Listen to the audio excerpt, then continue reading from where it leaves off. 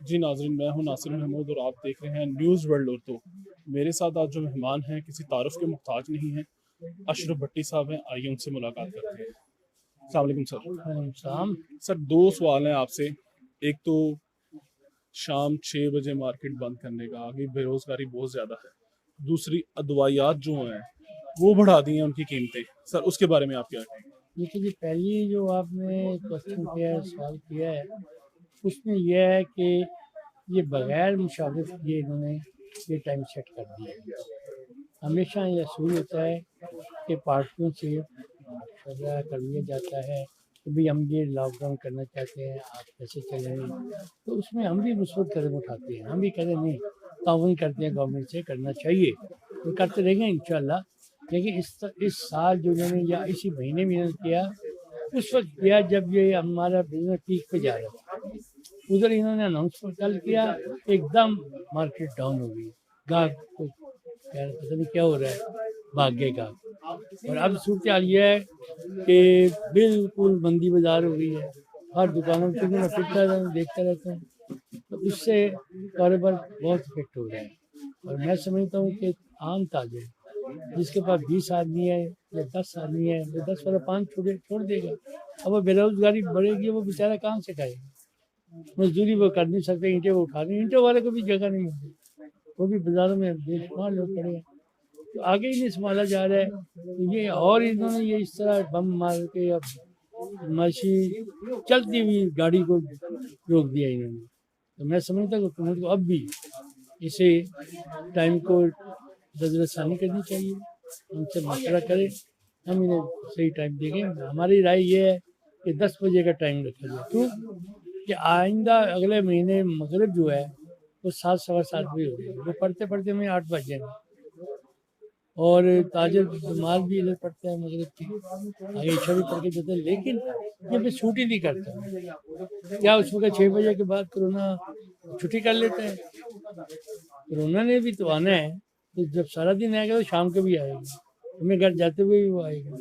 تو بہتر یہ ہے کہ اصل کے ناظرین لیں اور ہم سے بیٹھ کر مشاورت کریں۔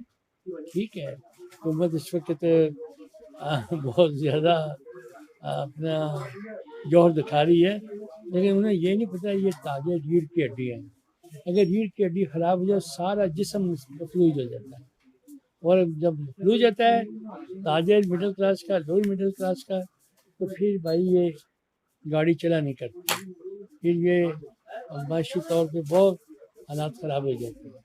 اچھا سر، مجھے یہ بتائیے گا کہ آپ نے کوئی لاہے عمل اختیار کیا ہے، کوئی بنایا ہے، کوئی یونین آپ کی بہت بڑی ہے، پورے پاکستان میں سب جانتے ہیں آپ کو؟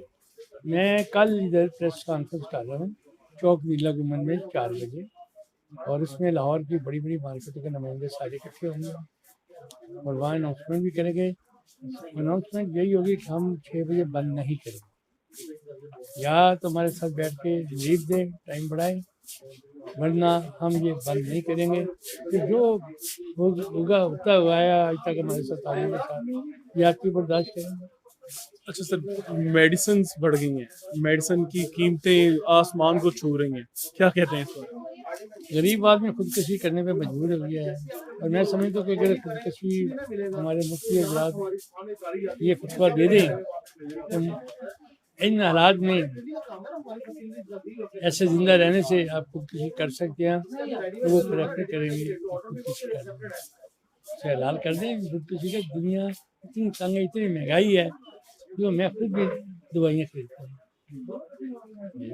میڈیسن لیتا ہوں، لیکن آئے دن اس کا ریٹ بڑا ہوتا ہے، آئے دن بڑا ہوتا ہے، اور آپ حیران ہوں گے کہ ہمارا 40-50 ہزار کا تنخواہ لینے والا ملازم وہ پنپ نہیں سکتا، دوائی لے ہی نہیں سکتا، تب مجھے سرکاری ہاسپٹل میں ملتا کچھ نہیں، وہاں جانا بیکار ہے، اور لوگ اس طرح بھاگے پھرتے ہیں۔ پہلی حکومت میں یہ ضرور تھا کہ لوگوں کو دوائیاں مل جاتی تھیں، جنہوں نے اتنے سب بھاگ دکھائے ہمیں، ہمارا خیال تھا کہ یہ تبدیلی آئے گی، کو لائیں گے، واقعی نہ ہمیں وہ مکان مل سکے جن کا وعدہ تھا، ना हमें वो नौकरियाँ दे सके ये, और ना ही अब ये अद्वियात, और ना सबसे बड़ी बात तालीम की है।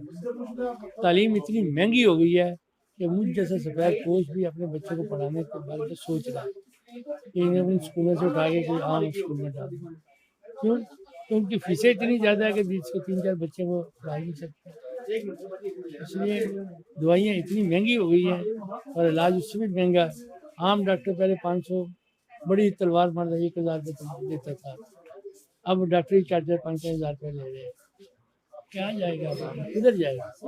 अस्पताल में मिलता कुछ नहीं है, इधर आते हैं तो महंगाई इतनी है, तो मेरी हुकूमत से क्या तो कष्ट है कि इसे दवाइयों का इसे ज़रा देखें। भुट्टो साहब की हुकूमत में भी उन्होंने चेक किया था, वो कहते हैं कि दवाई 2 रुपए की बनती है, ये 20 रुपए की बेच रहे हैं, इसे सेट करो, इसे जेन्युइन नेम दो। तो बनाया भी ऐसा है, जैसे कि नेम के पता नहीं क्या उस ज़माने में दवाइयाँ का किया था, टफ थे। अब भी हो सकता है, अब भी हो सकता है, इसका बिगड़ा कुछ नहीं, लेकिन हुकूमत में दमखम होना चाहिए ये काम करने के लिए। बहुत महंगाई है और खासतौर तौर पर दवाइयों में तो बेहद इजाफा हो गया है। Thank you sir, thank you so much sir. शुक्रिया आपका बहुत। जी नाजरीन, आपने अशरफ भट्टी साहब की बातें सुनी, यकीनन आपको मेरा प्रोग्राम पसंद आया होगा। मुझे दीजिए इजाज़त, लाइक करें, सब्सक्राइब करें। अस्सलाम वालेकुम।